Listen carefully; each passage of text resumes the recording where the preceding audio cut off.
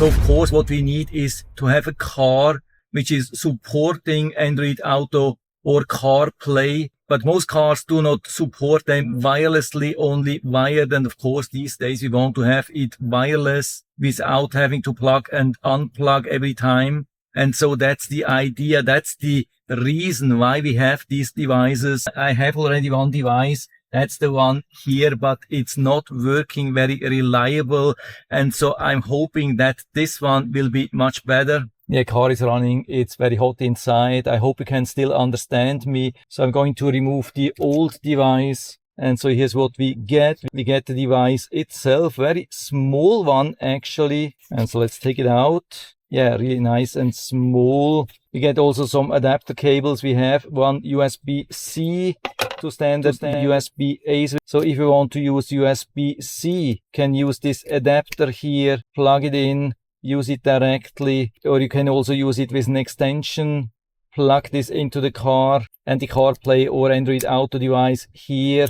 But I want to keep it low profile here, so I use it directly in the car itself. Let's see if it shows something. Says reading USB, Bluetooth, wireless adapter, gives some information. Yeah, provides really full instructions how to connect. That's absolutely awesome. So we have to keep on wireless LAN, turn on Bluetooth to pair with the adapter, and then give all the authorizations. Just basically 2 steps. So I found it here. Says pairing. Now here the Bluetooth pairing request. I click on pair. Of course I have to blur such sensitive information, but I hope you still get the point here. And now it switched back to the original menu. Let's see if it's connected. Says reading USB again. And so we see information Android Auto is connected. And so we have it here in the menu. I click here.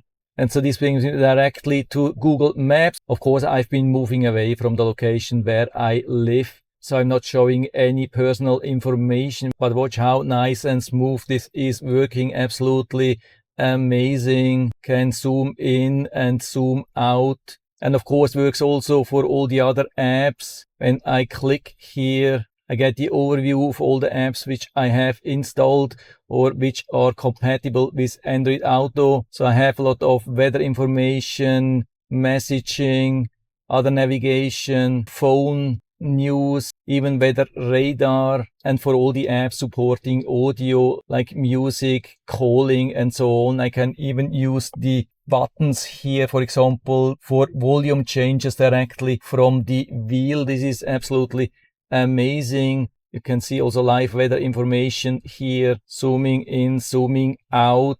Absolutely amazing. I've been playing around for a little bit and I didn't see any problems. There were no lags, no delays, no dropouts. Yeah, at least at the moment working absolutely awesome, at least as reliable as before. And it's only using this very, very small USB stick instead of the old very large dongle which I had.